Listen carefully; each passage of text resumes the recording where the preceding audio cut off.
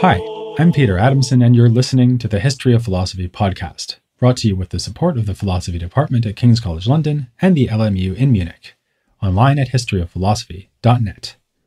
Today's episode, Through His Works You Shall Know Him, Palamas and Hesychasm. If you are a faithful listener who has come to this series on Byzantine philosophy straight after the earlier episodes on medieval philosophy, you may have been struck by several differences. There have been fewer Marx Brothers references, and more rulers named Constantine, albeit like a good pasta sauce with some basil thrown in for good measure. Also, religious institutions have played a far less dominant role. Our account of Latin medieval philosophy included extensive discussion of mendicant orders and monastic contexts. In the Byzantium series, too, we've met our share of churchmen, such as the monk John of Damascus, the bishop Nicholas of Metone, and the Syrian patriarch Timothy. But many of our protagonists have been men and women of the secular world. An exception who proved the rule was Michael of Psellos, whose brief stint as a monk convinced him that he preferred the life of the courtier and scholar. In fact, though, monastic traditions were of tremendous importance in Byzantine culture, and not only as centers of spirituality. Some of the manuscripts we've recently been discussing were made or stored at monasteries. They were also institutions of political and economic importance. Their status under imperial tax law was a matter of heated dispute, and it was common for aristocrats to become patrons of monasteries. Psellos is again an example here, as is a figure we met last time, Theodore Metochites, whose refurbishment of a monastery at Chora included the sponsoring of mosaics that survive to the present day and are a highlight of extant Byzantine art. But of course, monasteries were not just places where the rich could simultaneously display both wealth and piety. They were, above all, dedicated to ascetic religious devotion following advice laid down by the Cappadocian father Basil of Caesarea and subsequently by Theodore the Studite. This earlier Theodore was abbot of one of the most important monastic institutions of the empire, the monastery of Studios, founded in the 5th century and located in Constantinople. It was admired for its role in opposing iconoclasm and seems to have played a key role in the introduction of the minuscule script we spoke about as one of the main advances in Byzantine writing technology.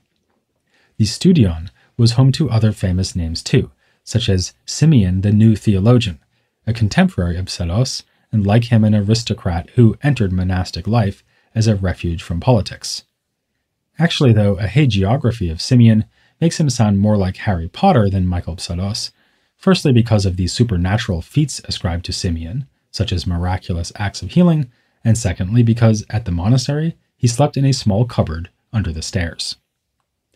Unlike Harry Potter, though, Simeon had a good relationship with he who must not be named. Under the influence of theologians like the Pseudo-Dionysius and Gregory Nazianzus, Simeon was convinced of the utter transcendence of God above human language and thought. He therefore called God the unattainable.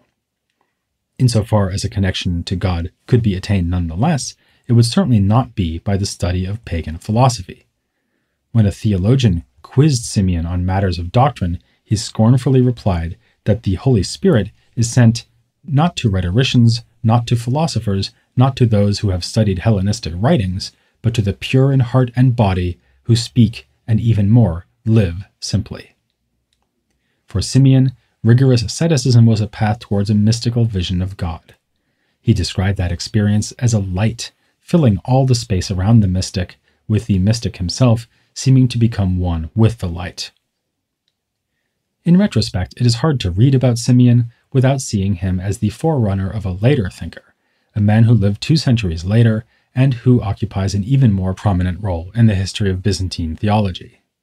This was Gregory Palamas. He was associated with another famous monastery located on the peninsula of Mount Athos, and his name is all but synonymous with the approach to monastic practice called Hesychasm. This word comes from the Greek hesychia, meaning silence or restfulness, a term that had been used in a spiritual context since the 4th century. It refers to the monk's quiet devotion in the form of unceasing prayer, a practice that involved bodily disciplines like breath control and fasting in order to aid mental concentration.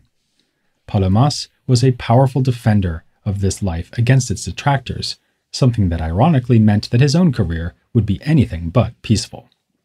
Instead, he was at the center of the Hesychasm controversy, a debate that went on for years, with the fortunes of its protagonists rising and falling with the star of their supporters among the political elite. To do what J.K. Rowling could not manage with her Harry Potter novels and keep a long story short, everything began in 1335, when a Greek-speaking Italian, Barlaam of Calabria, was asked to refute theological errors held by the Latin Christians. Part of his strategy was to argue that the Latin scholastic theologians were inappropriately striving to establish syllogistic proofs concerning the nature of God, as if the divine could be captured with the tools of Aristotelian logic. Barlaam denied that this was possible, holding instead that God is too transcendent to be grasped by humans with the certainty that is required in Aristotelian science. Palamas agreed with Barlaam that God cannot be grasped by human reason, but argued that God could be grasped with certainty nonetheless through faith.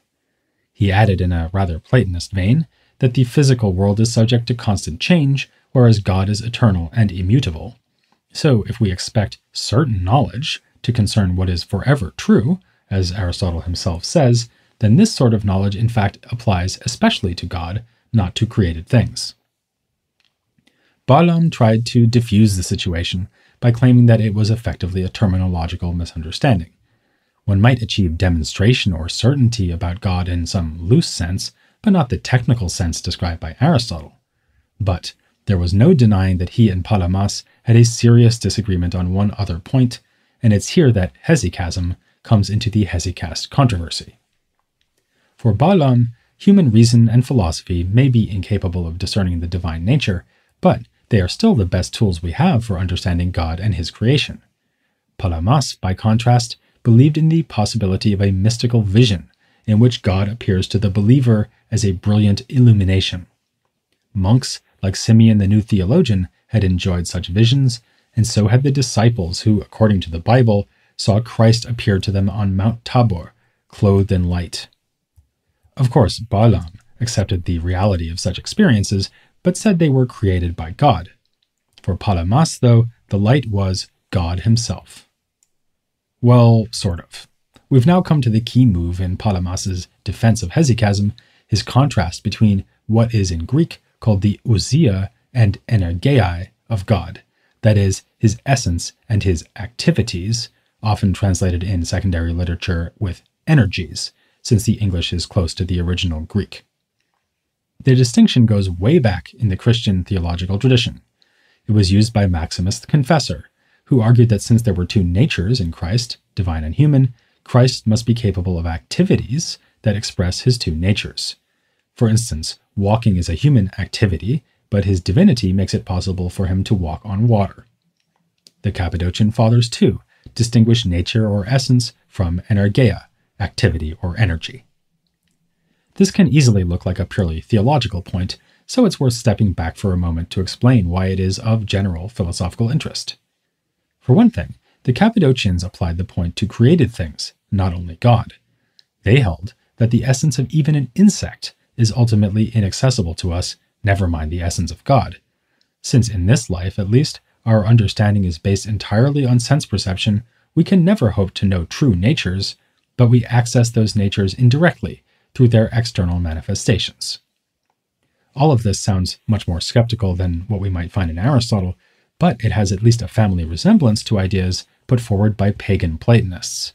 In particular, Plotinus had distinguished between the internal and external activity, or energeia, of things, giving the everyday example of fire, which naturally gives off heat and light, as outer manifestations of an inner essence. Christian thinkers took note of this distinction, and also took note of the forbiddingly ambitious standards that pagan thinkers had laid down for true philosophical understanding. You only understand the essences or inner activities of things if you grasp unchanging, necessary, universal truths about them. Beginning with Plato, philosophers had been expressing doubt that mere sense experience would be enough to reach such a lofty ambition. Yet it is clearly possible to experience the effects that naturally arise from essences. Harry Potter has no clue what the essence of an owl is, not even Hermione can figure that one out, but it's easy to observe the activities that flow from the owl's nature such as flying or delivering the mail. Now we can return to that claim that Palamas was making, but only sort of, namely that when Jesus' disciples, or a monk, behold a divine light, they are beholding God. If we want to speak strictly, we should say that they are not beholding God's essence or nature, but experiencing the activity or energy that makes manifest that essence or nature. One should not be misled by this, however, into thinking that the mystic fails to behold God after all. Just consider that when you stretch out your hand to feel the warmth of a fire, you are really experiencing the fire. Just so, the mystic who encounters God's light is experiencing God through his activity. This is how it is possible to participate in or unify with God. Furthermore, God's activity is not created, as Barlaam claimed, but itself divine. God remains unnameable and incomprehensible in his essence, yet the union or participation of a mystical vision allows us to go beyond the purely negative approach of theologians who allow us only to say what God is not. It is a higher way of grasping God, born of practice and known only through experience. This shows how wrong Barlaam was to extol the admittedly limited achievements of rational philosophy as the highest that can be attained by humankind. Palamas would agree with the somewhat earlier author, John Tzitzis, who wrote, "The kind of philosophy which is puffed up with arguments is false. The philosophy of real monks is the real kind. The latter is preparation for death, and killing of the flesh, and knowledge of the true and real beings, assimilation to God, as far as possible for humans, and love of wisdom and of God." But notice that in the midst of this quote, Tzitzis quotes Plato, who was the first to speak of assimilation to God insofar as is possible. Similarly, we've just seen Palamas drawing on the pagan philosophical tradition in differentiating activities from essence, even if his immediate references are Greek theologians like Maximus and Gregory Nazianzus. In any case, Palamas is not out to denigrate natural reason. Though he is highly critical of pagan philosophers, this is not because they used reason, but because they misused it, leading them to embrace such erroneous doctrines as Plato's belief that the whole cosmos has a single world soul. Palamas won the first round of the Hesychasm controversy when Barlaam was condemned in 1341, but the debate was far from over. This story has already had its fair share of Gregories, and Hesychasm was now criticized from a different direction by another one, Gregory Palamas.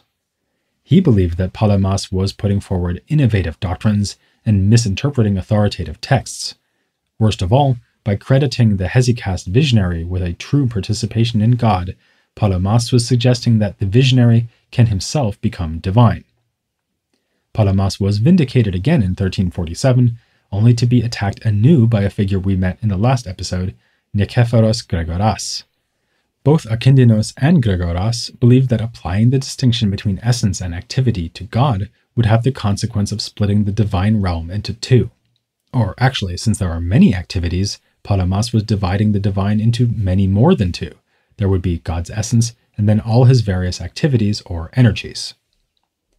This was the most difficult challenge for Palamas to meet, and in fact, modern-day exegetes have not always agreed about how he meant to do so.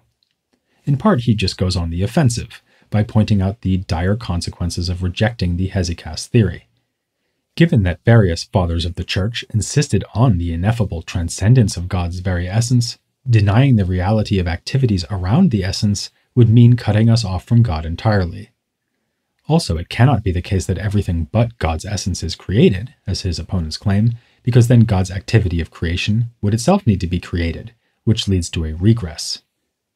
The plurality of activities does not imply splitting up the unity of God. To the contrary, it proves that God's many activities must indeed be distinguished from his essence, since if they were not, then God's essence would be subject to plurality. This is all clear and pretty convincing, but when he comes to defend his own view, Palamas's arguments are not so easy to follow, or for that matter, to swallow. He is emphatic that the activities are inseparable from the essence, yet not identical with it. But when he tries to explain how this can be, he tends to say such things as that God is indivisibly divided and united divisibly. It's hard to imagine his opponents were much impressed by this sort of thing, and as I say, more recent readers have been unsure what to make of it too. One school of thought holds that the distinction between essence and activity is merely conceptual, just a contrast we introduce in order to understand God better. But it seems more likely that he takes the distinction to be a real one, made between two things that are very intimately connected. Or rather, we should resist the urge to think of the activities as further things that might or might not be distinct from God or from his essence. We might instead understand them as what God does, and things that he does freely. This would be a significant difference from the original Neoplatonic idea of an activity as a natural expression of an inner nature. After all, fire does not choose to radiate heat, and neither does Plotinus's first principle, the One, decide to emanate the rest of the cosmic hierarchy, as if it might have refrained from doing so. For Palamas, by contrast, God does choose to manifest himself to the prayerful monk as a brilliant light. The visionary mystic is thus allowed to participate in God by freely offered grace. To this extent, it must be said that Palamas's theory is unmistakably a Christian one, a kind of metaphysical variation on the theme that God freely offered himself as a sacrifice to redeem humankind. This applies also to his celebration of the practical and even physical side of monastic practice. Intellectually minded opponents like Balaam and Gregoras could not accept the idea that God could be received by the mystic in a physical way, not even if the physical phenomenon in question was light. This could be at most a symbol of divinity, not the real thing. For Balaam especially, the body was something to be fled for the sake of intellectual contemplation. But Palamas is thinking less Neoplatonically than him and more Christologically. What could be more true to the idea of the incarnation than supposing that God comes to us when he sees fit by making himself manifest in the bodily realm? An irony of this whole debate is that when Balaam originally complained about those Latin scholastics who believed that they could syllogize about God, he was saying something that should have been quite congenial to Palamas. Balaam was trying to be faithful to the idea, so strong in Greek authorities like the Pseudo-Dionysius, that if God can be grasped, it can be only by a kind of unknowing.